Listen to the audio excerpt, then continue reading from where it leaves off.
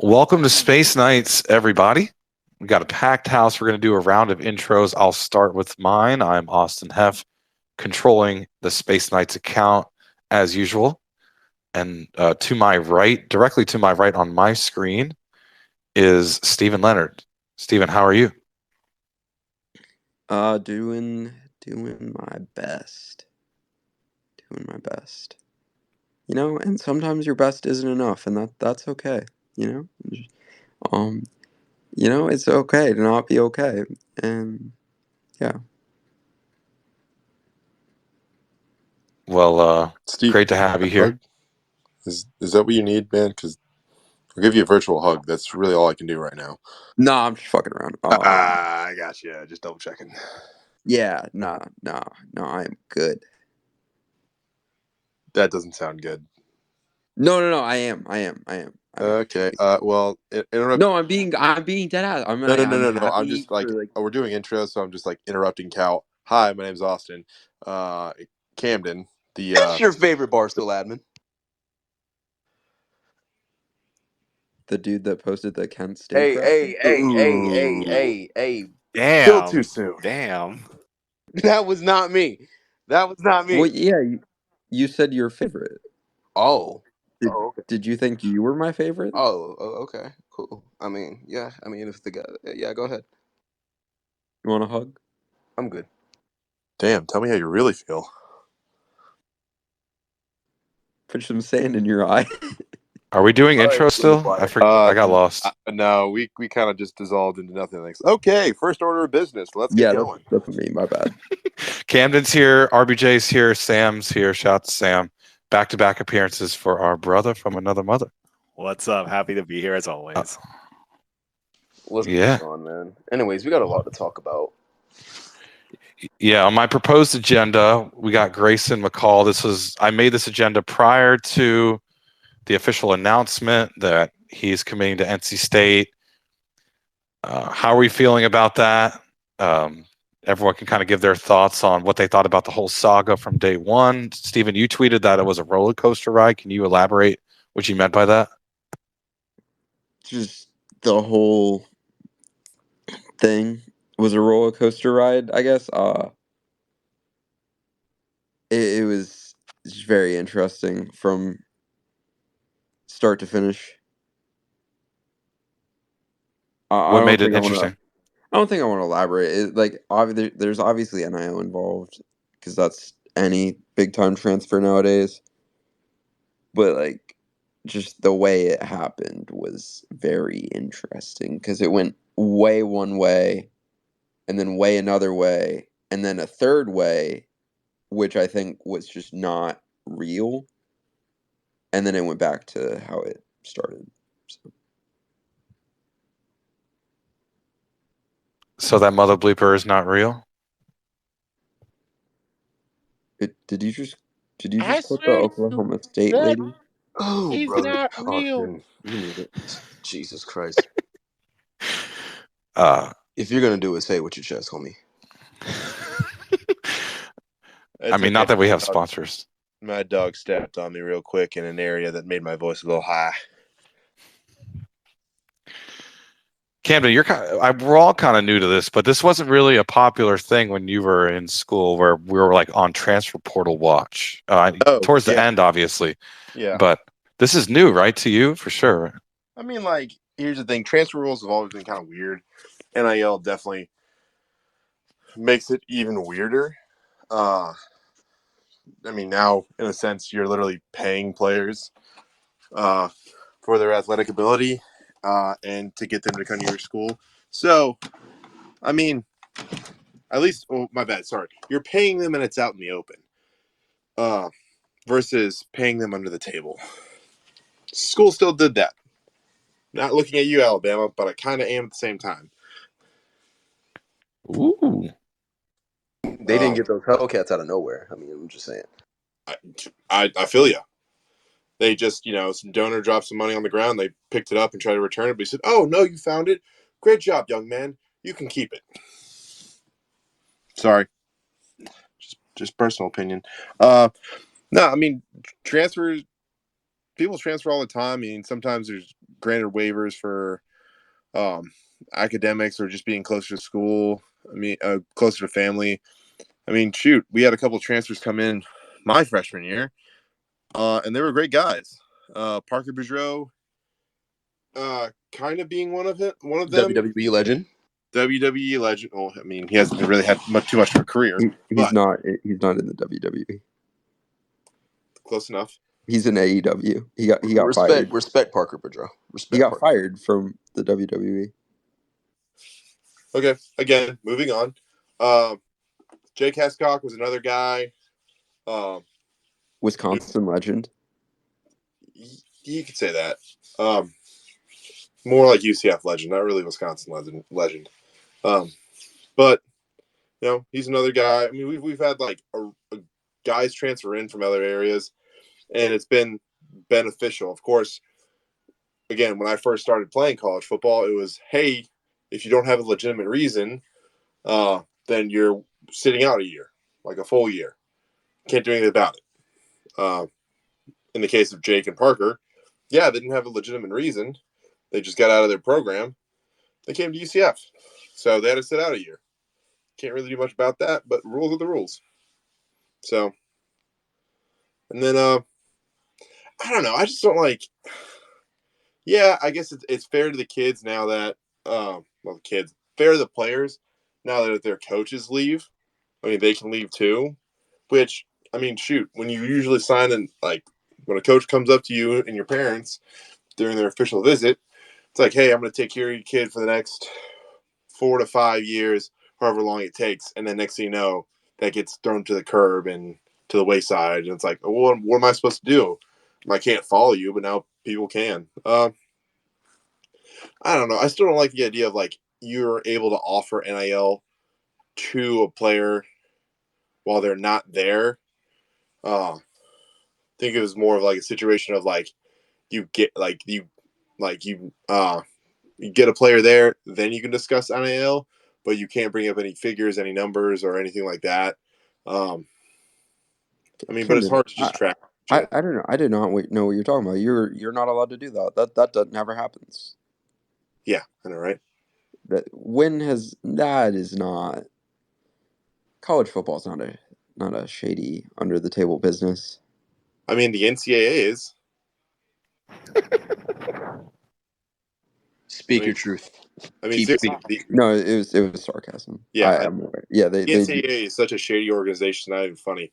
Like, you're not supposed to do it, but everyone does it. So. Yeah, I know. It's like oh, don't do it. Hey, we're gonna do this. Exactly what we told them not to do. But yeah, going back, the NCAA is just a shady organization that keeps kids under wraps and controls their name and the narrative and so on and so forth. They're gonna punish you if you're not a money racking program. Yeah, pretty much. Interesting. And RBJ, to bring it back to Grayson McCall, because I mean, this is a crazy era we're in, and again, Steven didn't want to elaborate what happens behind the scenes. Let us know what you're thinking. If he did commit, I was so ready to tell generational lies. Like, oh my god, I was so ready. I had the commitment post ready in the drafts and everything, like, for real. And I was just like, dog, I was going to be so confident going into the Florida game. Not saying we can't beat them, because, like, Florida's fucking, Florida has lost. Their roster has collapsed. Thank God Florida's god fucking awful. But, yeah, even then, like, I'm just like, you know what I'm saying? If we had Grayson McCall, I'm talking, like, we instantly become a Big 12 title contender. Like, instantly. And it was a crazy time. I mean, you had people tweeting about how often they're refreshing, not caring what people thought about that, which is funny. And we'll round out with Sam. I mean, any final thoughts on Grayson McCall before we move on? I mean, obviously, good luck at NC State. I was talking to a couple of friends about it, and there were a lot of comments saying, NC State is now a contender for the ACC. And I'm just saying, I'm like, all this, but they're gonna go 8-4 next season. They have to beat FSU. They have to beat actual good teams in the ACC. But again, good luck. Duke's gonna have a lot of young players next year. Say that again. FSU is going to have a lot of young players next year. Well, yeah. So, I mean, who knows? Guys, good luck. I mean, sucked it didn't work out for us. I did the Stairmaster for 24 hours straight for nothing. Oh, darn. Man, so much for that fee finder account Yeah, I made, right? Damn, I was ready for another whiteboard video. I threw my shame out the window.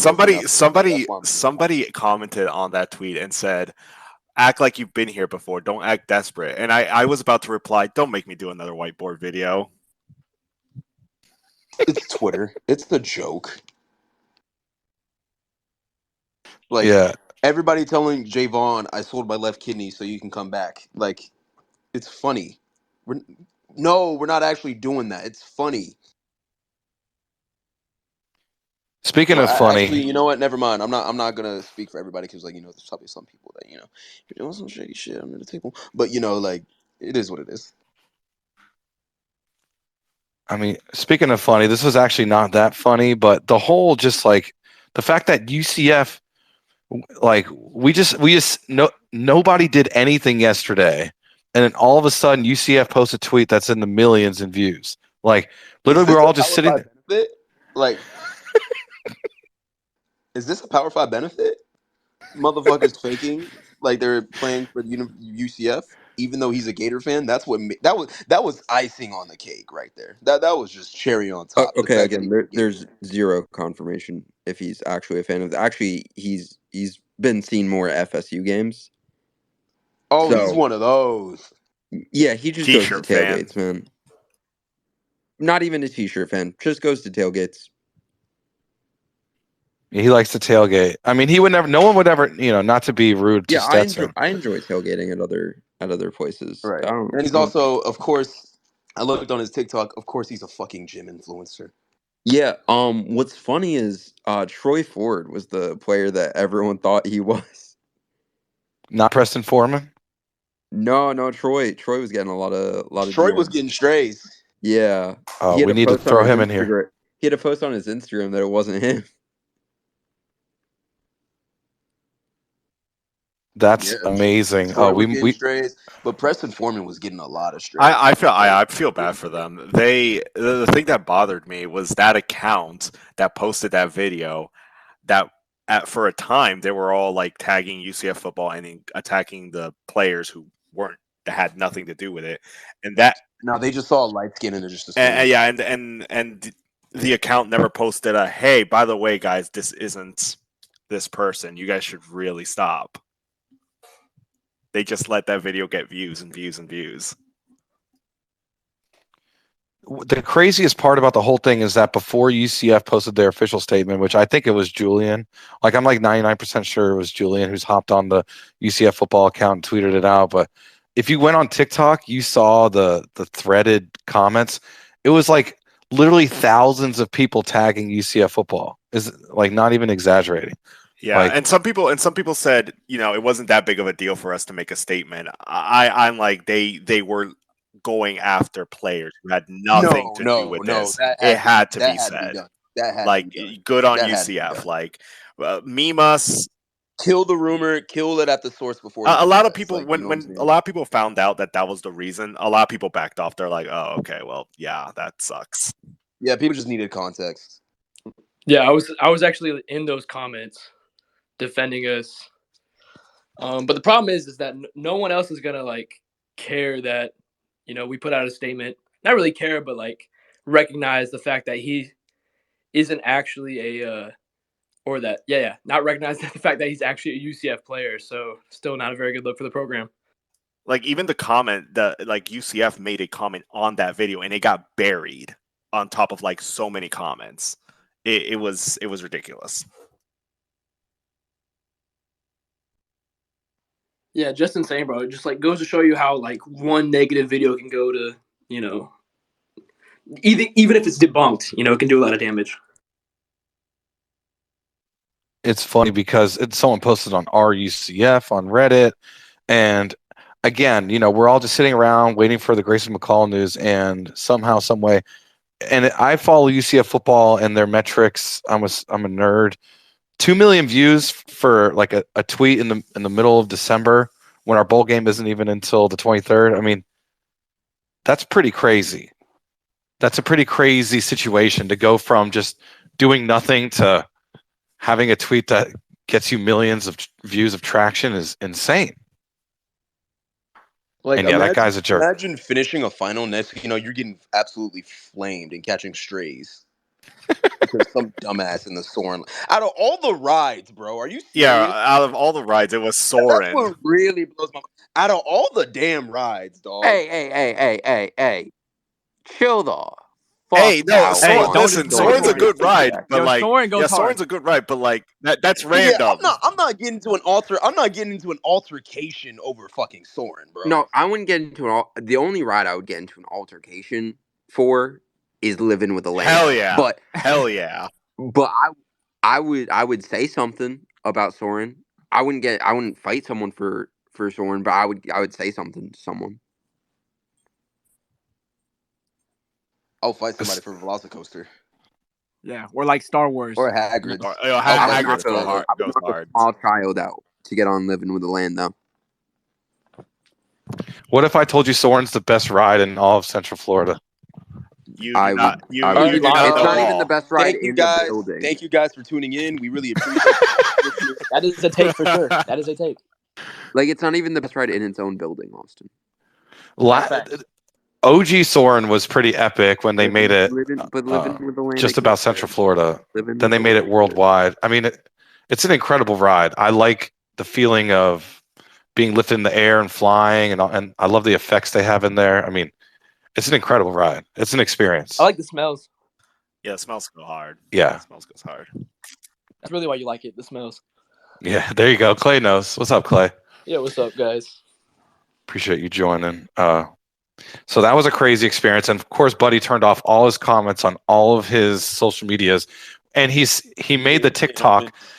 He responded with some videos saying like, oh, you don't know both sides of the story. They were saying racial slurs. And I'm just like, hell no. Like the whole thing is go pretending. 3-minute video, didn't hear a single racial But you also don't go pretending being a football player at a school that you've never even been to. That's weird. Also throwing up gang signs within the first 10 seconds of the video, dog. Like, the whole thing is just icky from start to finish. Like, to say you play for UCF and have you guys seen his huddle too? I heard it was terrible. Dude would be lucky to walk on it at HBCU. Like, yeah, I heard it was bad. Like, I heard it was really bad. I think I'll save the 30 seconds or whatever, how long it is. Yeah, save your eyes. It's fucking bad. Nah, bro really like social suicided and took UCF with him. The first highlight is your best play, right? That's how it works. Yeah, usually. The highlight is your best play to get the coach's attention. It's a fucking tackle downfield. I mean, he obviously wasn't getting any looks. The running back is 20 yards downfield. Ugh.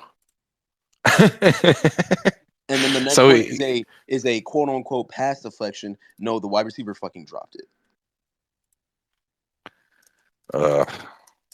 Yeah, I mean, just overall, just a terrible situation. And the damage control today, it didn't even stop last night with that post. On Twitter, it kept getting picked up by all these big accounts, and Julian was just in every single comment thread, like with the post that he made last night. Why are we? Oh, whoever's running the account. Sorry. Why are we just dropping people's names? I mean, whoever's running the account. Sorry, I don't need a name drop. I mean, that's how you get people like attacked on social media by exposing the social media people. Okay, good call. I just find it funny how people just saw a light skin on the roster and just immediately assumed. We just saw a bunch of people get attacked. Like, we just saw a couple people get attacked for just being light skinned and someone claiming that they were on the UCF football team. So, like, let's not get other people attacked, you know? Yeah, you're right. Good call there. But yeah, it's just crazy, the damage control today. Like, we're just doing nothing, and then now the UCF football account has to defend itself against nothing. It really was nothing. I mean, anyone could say they're part of anything. Speaking of And nothing, bro, you want to know who has? You want to know how many losses women's basketball has right now? I was just Nothing. gonna say 0. Absolutely nothing, bro. Women's basketball is cooking. Satir Messer might be. We got to start having conversations. I think the biggest win so far, and Steven, you can correct me, is Auburn. Is she the best basketball coach on campus? I mean, let's let the entire season play out. Big 12 ball is going to be nuts. I mean, Baylor's. I'm just saying. Well, she's got a bunch of tests ahead of her when conference play starts. I don't know. She passed that Auburn test pretty well. She did. She stood on business, and we got the dub. First time in program history we beat Auburn in women's basketball. That was probably the most chippy women's basketball game I've ever been to. Love it. The toughness that Coach Mess brings to the table. Let's pull up that box score. That was definitely a chippy game, but I don't even think that was the most chippy game UCF has had. Yeah, but that was the one I've been to, so. I don't know. Cincinnati in 2021, I think the last game of the year, like one of the last games of the year. That was super chippy. That was to win the conference, right? No, it was it was a regular season game. That's right. Yeah, just looking at the UCF Auburn box score, I mean, you got a bunch of ladies who can make threes. I mean, when you go 7 for 15 from three, like that's a good sign, and you hold the other team to 2 for 15 from three. Layla Jewett has the second best shooting percentage in the country. That's insane. Man, what a fun team. Shout out to Coach Mess. Hopefully they can keep it up. I mean, the schedule is insane. You have a chance to really have the best season in program history, even better than Coach Abe. With some of these opponents, if you could take them down. Kansas State ranked 12th, Baylor ranked 10th. Is it too early? She's better than Coach Abe. Texas is ranked 5th in the country. We got them at home. Is it too early? She's better than Coach Abe. Year 2, it took Coach Abe longer than that to have her best season, so we shall see. Remember, non-con has been pretty kind in terms of opponents. Low-key wish this women's basketball team could play USF so we can take away their best sport again, but you know. Oh, but then you'll have people say over or above them, we should never schedule them in anything. So you can never win with that conversation. But yeah, I agree. I'd love to play them in every sport. I mean, that would be great for everybody involved. It's something about a regional rivalry that you can't replace it. No, you got to keep that rivalry. And we're not scheduling any in-state schools besides Florida anytime soon. So it's good that we should keep that rivalry with USF. Well, shout out to Coach Mess. Hopefully we keep this win streak alive. 8-0, best start in program history. That's absolutely insane. Year 2. You know, she had it rough last year. It wasn't a lot of bumpy roads throughout the season. It wasn't a good season, just keeping it frank. So the fact that we can go from having a not a good season to the best start in program history says a lot about, you know, what her and the rest of the ladies have been working on all offseason. And yeah, like Steven said, you know, we got a shooter. We got Jewett. So, and yeah, let's keep it up. Men's basketball, though, I mean, I love the fight last Sunday. Obviously, they're not on an 8-game win streak, you know, took a loss to Ole Miss, but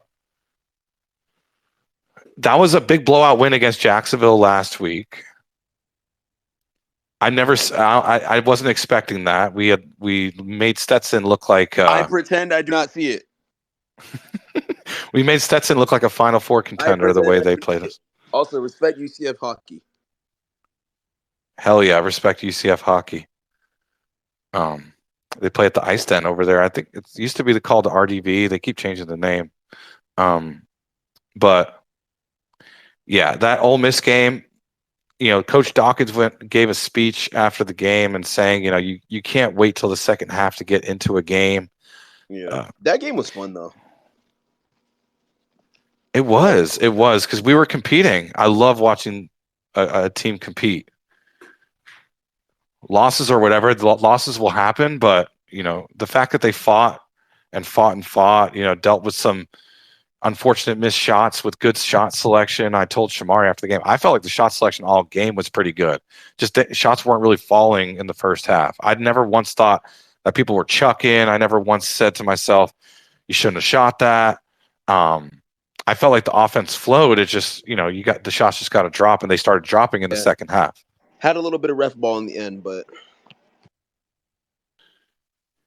that's unfortunate. The game shouldn't have had come to that. We missed missed 3 out of 4 of our last shots going down the stretch. Some of those should have dropped, but yeah, the fact that who went up for it at the end, was it? I think it was Avery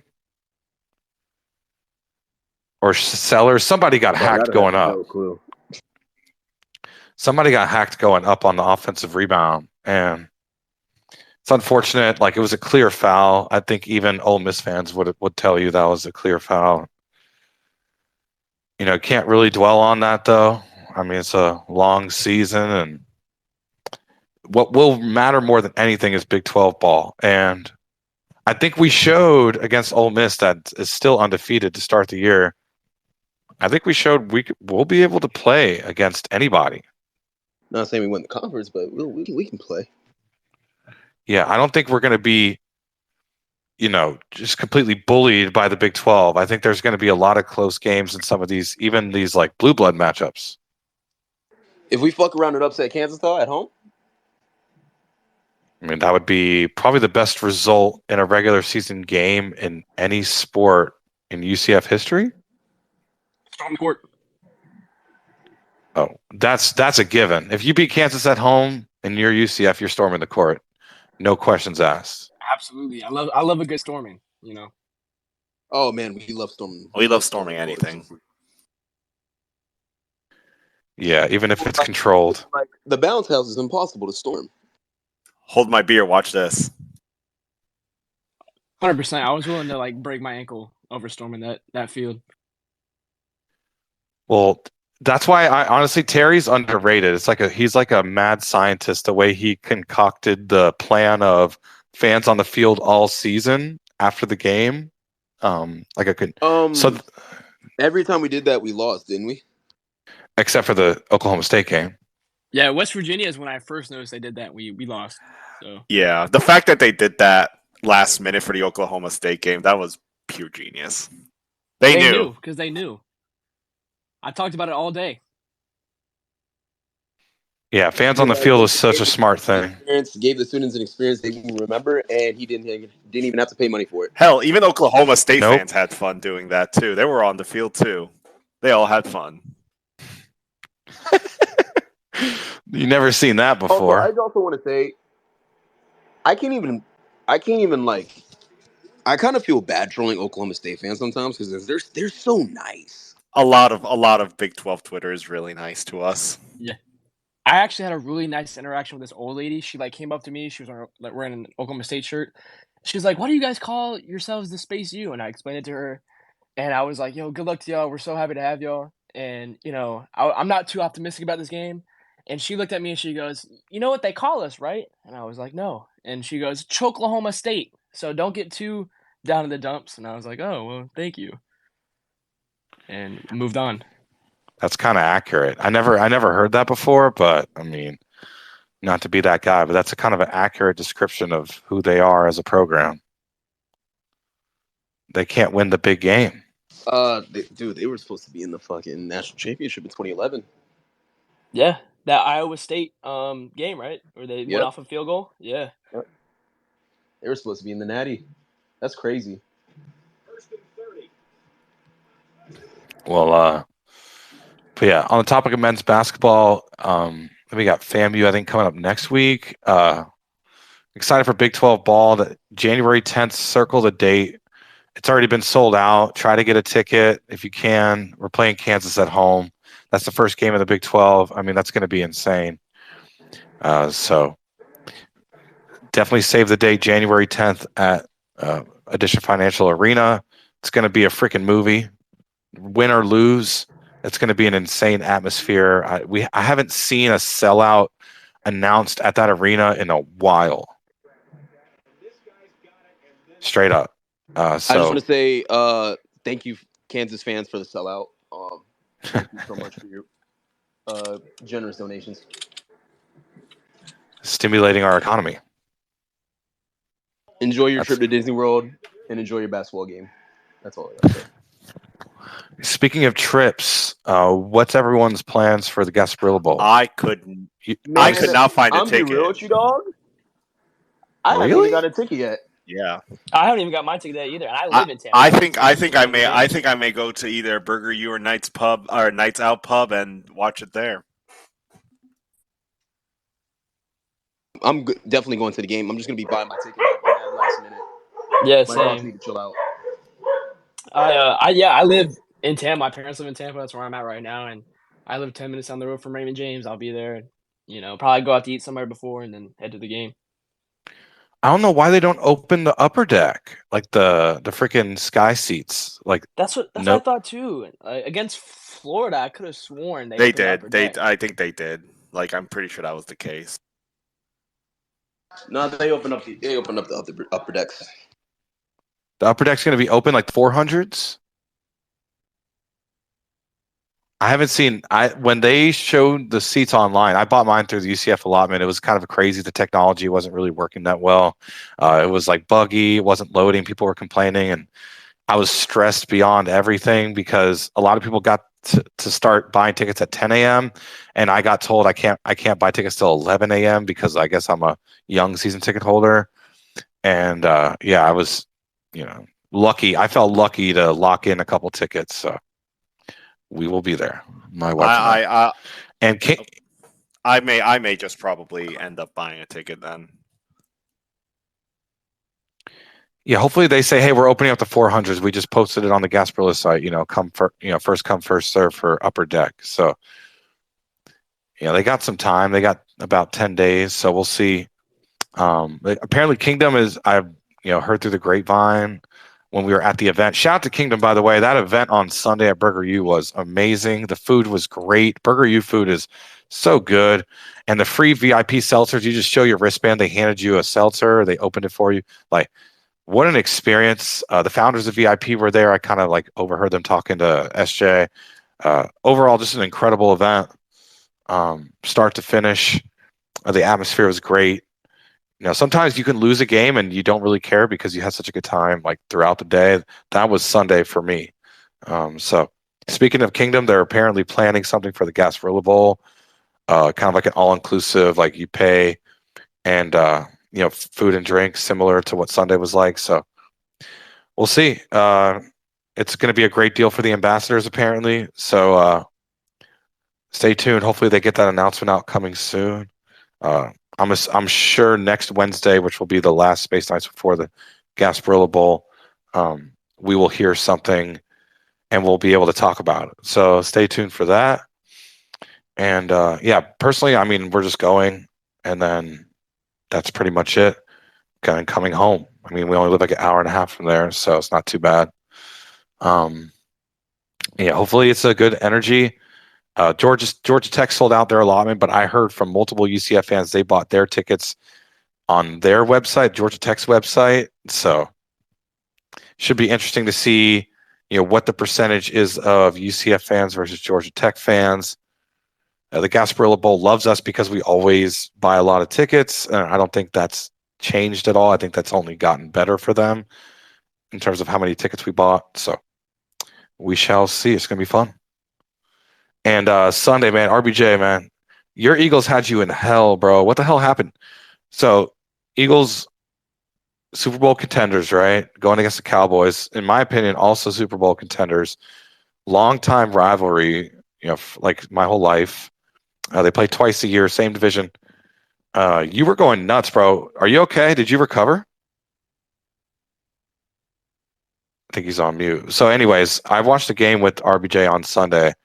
And whether it was our hotel room at the Fairfield Inn that Bianca and I stayed at, or at Nights Out Pub, this dude was stressed out.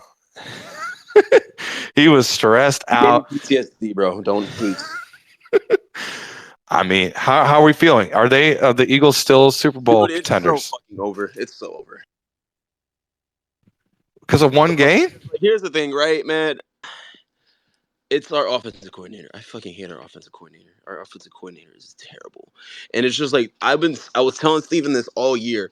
It was just like, yeah, we were like 10-0 at the time. Not 10-0. We were like 10-1 at the time, but I was not happy with the way we were beating people. Like the way we were beating people, yeah, we were beating like contenders. Don't get me wrong, we were beating playoff contenders. Like we beat the Chiefs for God's sake. You know what I'm saying? But it was just like the way we were beating them, we weren't like beating them the way we should be. What I'm saying is we were beating them because our roster is loaded. We just have that much talent.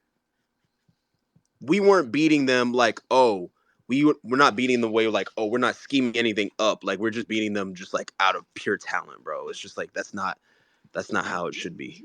Because it's just like watching this Eagles team, it could be so much better. So much better. I mean, I think Dak's having the best year of his career. Please shut the fuck up. So that was fun. I mean, this NFL season's been kind of wild. You know, you had that game Sunday, but I feel like Tommy DeVito's really stolen the spotlight with the Giants on there. I think a 4-game winning streak. So it's just been a wild year. And then, of course, Dolphins collapsing was not really fun for me. I mean, what's up with that? You're talking about me. Let's talk about you. Yeah. Well, the way I see it, and the reason why I think it's the worst loss in the regular season I've ever seen as a Dolphins fan in my 32 years of living is because most years I don't have any expectations for the Dolphins. I'm over here like, you know, if we get 7 wins, that's a huge accomplishment. Just get any wins sometimes. But this year, like, people were picking us as top 5 power ranking teams. I think at one point this year, people had us number 1. I have y'all winning the AFC. I have Yeah. So, you know, you combine all of that, you know, Tyreek Hill, MVP candidate. Tua was an MVP candidate. I think he's fallen off pretty hard lately.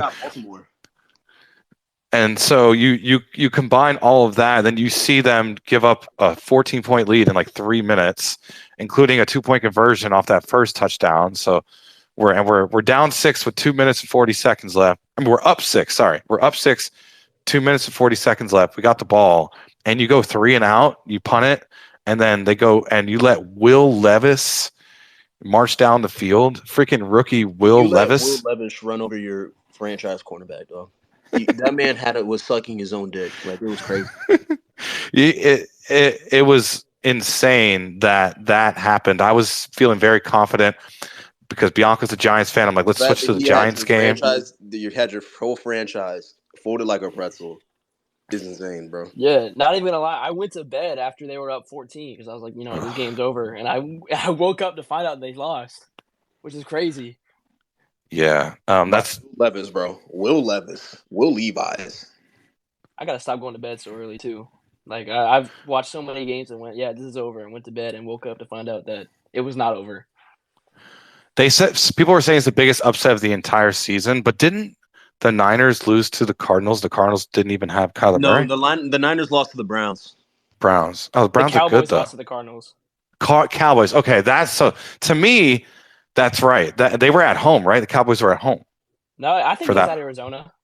Okay. Either way, to me, I mean, both games are pretty massive upsets. You know, Dolphins, Titans, and Cowboys, Cardinals. But yeah, I mean, because Will Levis was, I think, their 3rd string going into the year with Malik Willis and Tannehill ahead of him on the depth chart.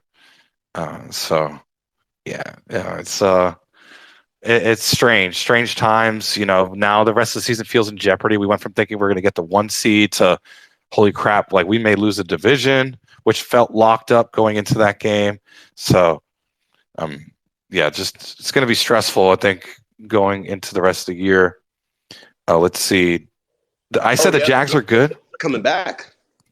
What happened? The Bills are coming back. They're creeping up. Yeah, the Bills have been on a nice little run. They just beat the Chiefs. Now, the Chiefs look like frauds, though. I think everyone can agree. I predicted that game. I 100% knew the Bills were going to go in there and win. Really? 100%. I made my my little NFL picks, you know what I'm talking about? So there we go. I think, we're finding out what happens when you take all of Mahomes' weapons away, Yeah. I got a bold take. If this trend keeps up with the Eagles, we're not making it past the divisional round. I mean, I'm an Eagles hater, so I'm gonna stay out of this. Oh shit. But why? You said the offense has been stale, just like The stagnant. offense is just so stale, and we need them to score 30 plus to win games. Dang, I put the Jags on here just because I thought Steven would be here by now. I mean, they look decent. Trevor Lawrence coming back so quickly was pretty insane. But the Browns just that defense is really, really good. I mean, there's a reason why they're 8-5, I think. So Joe Flacco. Also, motherfuckers saying the Eagles are the Avengers. Nigga, the 49ers are the Avengers. They're 100%. the real Avengers. yeah, the Niners are probably the best team in the league for sure. Oh, I mean, they are. they had their losing streak earlier though, like weeks ago. They were on like a 2 or 3 game losing streak, and they've been good since. Once they got Chase Young, it was wraps. Yeah, that's crazy. They acquired him. Like again, like you mentioned, the Avengers. How the hell are they stacking up like that? That they're already so good. They're gonna have a lot of dead cap space, I'm sure. Going all in. I mean, I don't blame them. They have a cheap quarterback. This is what the Seahawks did. They had Russell Wilson on his rookie contract, and they were able to stack up the rest of the roster, knowing that their quarterback's making like what $500K or whatever. So. Yeah, that's what the Niners are doing. Yeah, bro. Like, dude, like they better win it this year, because if they don't win it this year, I put the Jags on here just because like they were having a pretty good year. I mean, the injury from Trevor Lawrence stinks, and them losing to the Browns is not great. Didn't mention the Bucks. They're first in their division, so they deserve some love. Florida team. They're up there now. It's a shit. Oh, excuse my French. It's a terrible division when your division leader's 6 and 7. But if I'm not wrong, 3 teams are tied for 6 and 7, right? Yeah, but they own the tiebreaker according to what I'm seeing here. Yeah, because they have that win over the Saints. Guys, I just received word. The final home game for 2024 is Colorado prime time. What? Wait, what? Oh damn. Really? On rivalry week? Wait, Yep. how? The black and gold rivalry? Oh damn. Barstool Colorado just posted it. Get that up in the space if you can, RBJ. That's so we could see it. Bro, that's gonna be a sellout. Speaking 100%. of which, when's the Big 12 schedule coming out? Jesus. Everyone's. I think it got leaked, dude. I think it got leaked. That's. Because they did a whole show for the SEC today. The American has dropped their schedule. The SEC has dropped their schedule. Like with dates attached, we knew who we've been playing before anybody released their opponents. We just don't have dates. But that one date got leaked. Oh man, I'm feeling very blessed to be a season ticket holder at this very moment in time, because that Colorado game is going to be tough. Those tickets are going to sell like crazy. I'm glad to be a student. Yeah, students haven't made this next year. Nah, bro, I'm graduating next semester, so I'm actually. So you're gonna get those alumni season tickets? It's all good though. Y'all gonna see me in Stadium Club. Oh, word. Going from graduating to Stadium Club the next year, bro? How the hell? Connections. Well, enjoy your fancy club seats. No, I'll be down. Lit, bro. No, it's cool. I sit kind of close to it, so I know what you're talking about. That's the Raw Tower side, right? Yup. Yeah, it's a nice area for sure. Y'all got your own little setup there. But damn, rivalry week. But so that's 2 straight years we're playing 2 different opponents. I mean, rivalry week's pretty much dead for UCF since we don't have USF. I'm a little sad. I was hoping it'd be Cincy, be rivalry week, but literally Cincinnati's right there. Why the hell don't they give us this? I know we play them at home, so why is that not the last? Like, stop forcing rivalries on us. There's only one clear rival, and that is Cincinnati. Hey, if you're going to force a rivalry on me, I don't mind it being Colorado because of the eyes they draw. They don't. I don't think anybody has a bigger draw right now Well, for how overall long? than I mean, Colorado. Dude. Prime is not going to be there for long. yeah, like for how long? No. I mean, like Colorado will probably do a below average season next year, and those eyes are gonna go away immediately. Yeah, no, 6-6 is definitely the goal for Colorado. You know, make a bowl game. I don't know. Maybe they could do a bit better. 7-5. I don't know. I'm not too high on Coach Prime. Never was. Yo, but hey, hold up. Do we have that Arizona State game though? Do we have the date for that? That's on the road, if I'm not mistaken. Yeah, it's on the road. We play Arizona at home, I think. Dang, this conference Arizona, is weird. BYU, Cincinnati, Colorado, Utah are at home. I love this conference. Yo, space game for Utah? Question mark. No, we need to do the space game for someone who's ranked. Because Utah will probably be ranked. They're a really that's good program. Citronaut Utah voodoo. or Arizona? That's Citronaut voodoo, man. Yeah, honestly, we need a documentary on the space game. We need to keep the win streak up. We need to make that win streak something insane. Like but it's already pretty good. The funniest thing is just seeing Oklahoma State fans reacting to space in general. They're like, no, we hate it. Anything about space, we hate it. We made them anything space related. We give them PTSD. Just anything space related. I mean, in a 6-6 year, that win, that was so crucial to beat a ranked team like that, a team that had possibly playoff. I mean, not with 2 losses, but I mean they had a really good year. Obviously, they played in the conference championship, so the fact that we blew out a conference runner-up we're going to look back on this. If we're still in the season, we're going to look back on this next year, 2 years from now, 3 years from now, and be like, dang, like that atmosphere in the rain, not allowing the Doak Walker Award winner to get anything more than like 25 yards on the ground. Like that was a special day that I feel like we're all going to remember that for a while. We all just came in there with the vibe of we're going to get blown out, but we're going to have fun doing it anyway. And then we just get pleasantly surprised by blowing them out. And it was honestly top UCF game I've ever been to. That I will talk about this game for 100%. I will talk about this game for years to come. Same here. Like I mean, it was just insane. The student section, like when we kept scoring and then it started raining and like I was like, great, like everyone's gonna leave. Nah, bro. I'd say 90% of that student section was still there even during the rain. And we were just going nuts every time we scored. And we did kind of like look at each other though when we fumbled in the third quarter, and because we kind of have PTSD from Baylor. And it's just rushing the field too. I've never done it, and I've been to I'd say probably 30 college football games up to this point. Most of them not being UCF, unfortunately, and it's the best I've been to by far. And everybody yelling stormed the field by the fourth quarter. At first, everyone was like joking, like, "Oh, haha." As like that fourth quarter came to a close, once those last 5 minutes hit, everyone looked at each other and we just came into an agreement. We're like, yeah, I guess, yeah, we're doing this. You know what? We're doing this.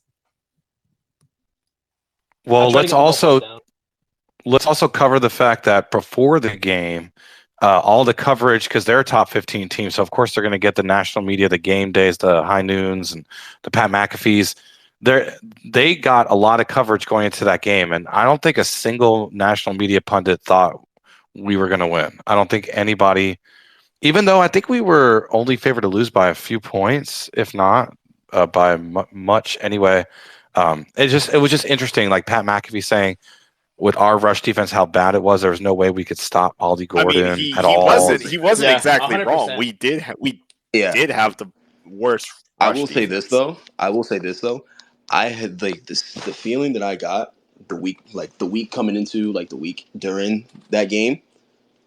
I had that exact same feeling last year when we were going to play Cincinnati. Same. And it was just like, I don't know what it is, but we're winning when this weekend. JP Gilbert tweeted the vibes could not be higher, we will not lose. Oh, that was because he tweeted the exact same thing for the Cincinnati game, and I'm like, okay, so the vibes are all there. I think we have a chance. Oh, dude, the vibes were there the entire day. Like I woke up and I'm like, I smell an upset. I smell an upset. I don't know if I share the same sentiment as y'all. I was a bunch of my friends who don't go to UCF, and they were all like, Ollie Gordon this, Ollie Gordon that, and then turn on game day, Ollie Gordon this, Ollie Gordon that. I was not saying that I was like thinking it was a loss, but I was like preparing myself. Now, when I got into the stadium and when the game, as soon as kickoff hit, I felt a lot better about it because I think the spread they were favored by like 6.5. pregame, like going into the stadium. That's when the Kool-Aid hits. Oh, 100%. I'm not confident till I get to that stadium. It was like a 5 p.m. kick. What was the kickoff time? Is 3:30 p.m. 3:30, Yeah, 3:30, 4 p.m. Can we just make every game start around that time? That's a perfect time. It's early. That is a perfect time. It is. Noon kicks, everyone agrees, stink. Enough time to tailgate, but not too late to where you're like, okay, you're about to die. I know. Yeah, you're tired, I know right? The Cincinnati game last year was around 3:30, and it was enough time to tailgate, get drunk, and then right after you have your Halloween festivities, you're gonna get drunk at. Oh, I went to EDC right after. Oh yeah, that's right. That was EDC weekend. I was able to watch more college football. That's why the 3:30, 4 p.m. kicks are just so legendary because it's not too late where you can't catch any other games. Also, I agree with the getting tired at tailgate. There it gets to a point where it's like, okay, can we just watch the game now? Like I'm done tailgating. So it's like that perfect in between. EDC after a huge upset. Oh my god. Yeah, you must have had the time of your life. Yeah, for that same reason, that's why I love 3:30 kicks too, is because I can go home or I can go out to eat and watch. Listen, I was saying, Terry, please make the Space game the same weekend as EDC. No, that honestly, that could be very good because we could just get some like a DJ for the pregame, and it would be EDC vibes. That's it. It will literally sell itself when it comes to attendance.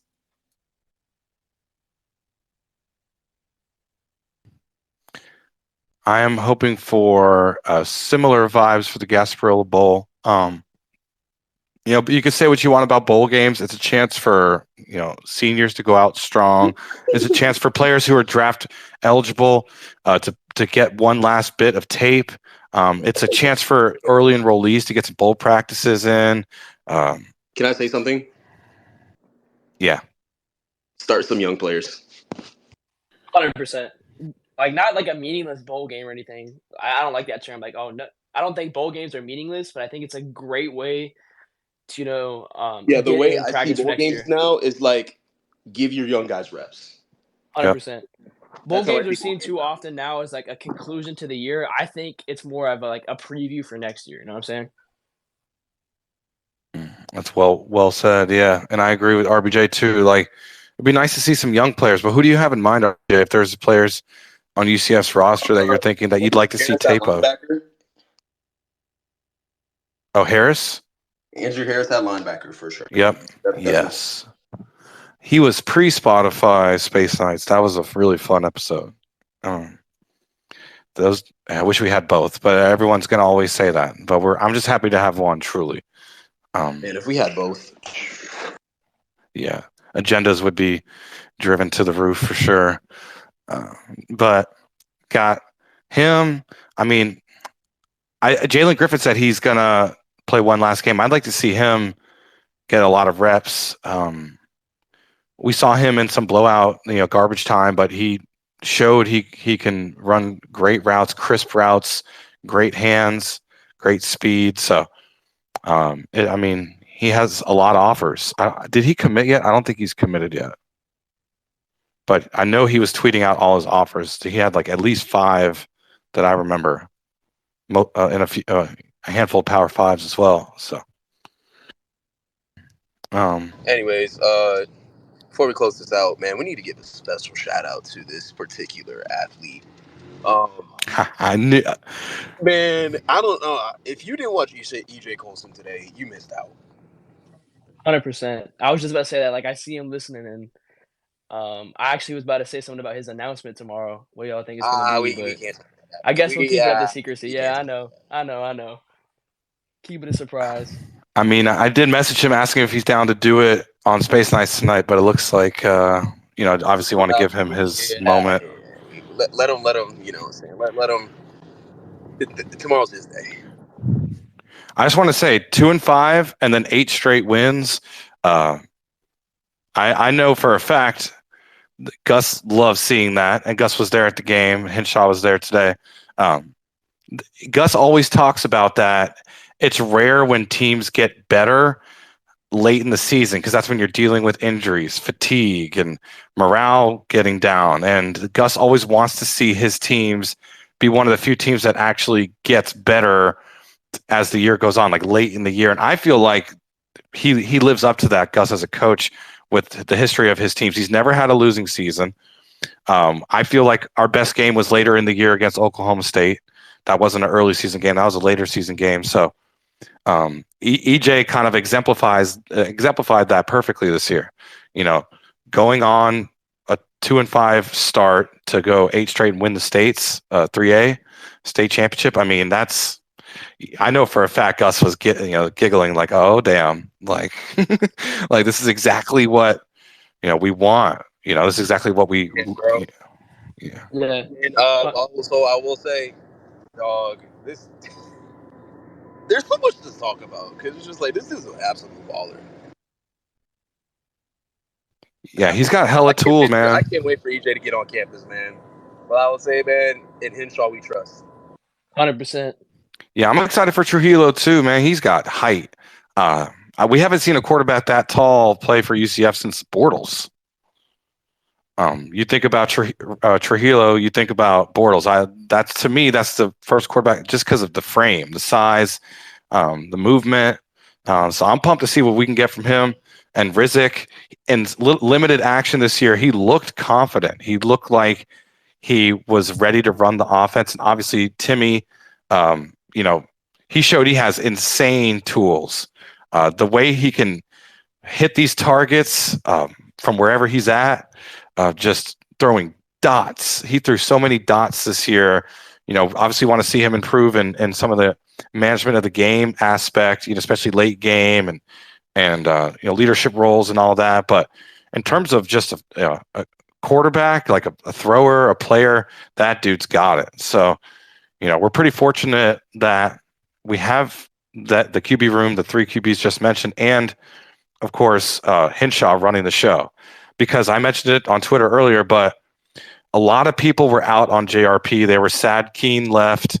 They didn't want to see Keene go. They thought he was the better quarterback. And then JRP actually played football this year. And pretty much every UCF fan I know looked at JRP and said, okay, yes, he's definitely way better.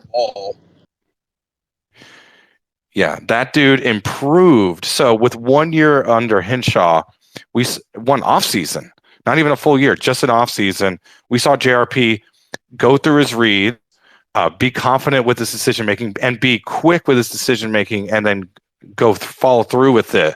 When a quarterback struggle is his IQ at the position definitely increased by a lot. He already had the athleticism, he had the throwing ability, he had the intangibles. I mean the tangible parts, but he needed to work on decision making, and every single time he dropped back, most of the year, not every single time, but most of the time, like 90+% of the time, I felt like he did the right thing and what the defense gave him. Like he took what the defense gave him and did the right thing over 90% of the time, which is huge. So his throwing accuracy became so better. I mean, I feel like every time he dropped back, he just threw a dime almost every time. It was a special year, and it stinks because we went 6-6, so fans outside of our arena are going to look at JRP and be like, oh, mid or bad. And UCF fans, we're all going to be like, we're grateful. That's misleading. Yeah, I mean, JRP was injured for 3 games? He was out for 3 games or 4 games this season. And K-State, yep, Baylor. And we could always play the what if. I mean, I feel like the what if scenario is always prevalent with UCF football. But if we had JRP healthy, and even for the Oklahoma game, he wasn't fully healthy. But if we had like a fully healthy JRP, we would have definitely been at least 8-4, at most 8-4. Man, going back to the Oklahoma game, this is my last topic before we close out. You want to know what I would have ran for the 3-point conversion? It's kind of simple. Also, What? this is also probably why I'm not an offensive coordinator. So you know what I'm saying. But literally, I just would have ran a simple QB power. Just keep it simple. I'm a simple person. it's just so hard when they stack the box and crash close to the goal line. They're able to. It's just like, bro, you got to account for all 11. You got to account for all 11. Send a motion across. You know what I'm saying? Send a motion across. Fake the handoff. QB power up the middle. Yeah, there's going to be a lot of what ifs about this year. I think it was a 28-point lead against Baylor. Oklahoma game, and we had that in the bag. It felt like K-State game felt like a win at times throughout late in the game. West Virginia. I thought we were going to beat K-State, man. I actually thought we were going to beat K-State going into the. Yeah, I felt confident in that fourth quarter that, like, holy crap, like we actually might go on the road and beat these kids. West Virginia. Beating with them, and they just whooped our ass in the fourth quarter. West Virginia made me sick. Yeah, it was. Yeah, that ending was disgusting. But we just got gas in the fourth quarter. We didn't have the depth to keep up. That's what happened. Yeah, and Garrett Green had a great game, especially late, like you said. They kind of took over at the end when it was close to the beginning of the fourth. I think it was like a 3-point game. We lost by like 21. So yeah, there's going to be a lot of what ifs, and I'm glad we were able to finish the year strong and get to 500 ball, and then with a chance to go above 500. After everything we went through this year with the JRP injury and other injuries and some of these brutal losses, the fact that we have a chance to go 7-6 our first year in the Big 12 is huge. Also definitely feeling better about next year, but we'll find that out tomorrow. But anyways, damn it, RJ. Well, hey, we are the best of the new Big 12 teams that came in. That was my goal, to be the best of the new 4, and we did that. Yeah, exactly. And now basketball, both men's and women's, has a chance to see what we could do first year. When is it baseball season? Well, stay tuned for that. Tonight was really fun, y'all. We'll be back a week from today. This recording will be on Spotify, so check that out. Want to thank a few people. Sam, thank you for being here. Clay, you as well. Stephen was here earlier. Appreciate Stephen Leonard. This was really fun. RBJ, man. I'll see you soon. Till then, go Knights, charge on, baby. Yeah, charge on. Charge on. Go Knights. Thanks for having me, by the way. Thanks for having us. Yeah, Clay. I know I kind of joined sporadically. I apologize for that. No, that was awesome. We'll see you again next time. Hopefully you join us again. That was a fun conversation. See y'all. Go Knights, charge on, baby. All right, everybody. Good night. Go Knights. Charge on.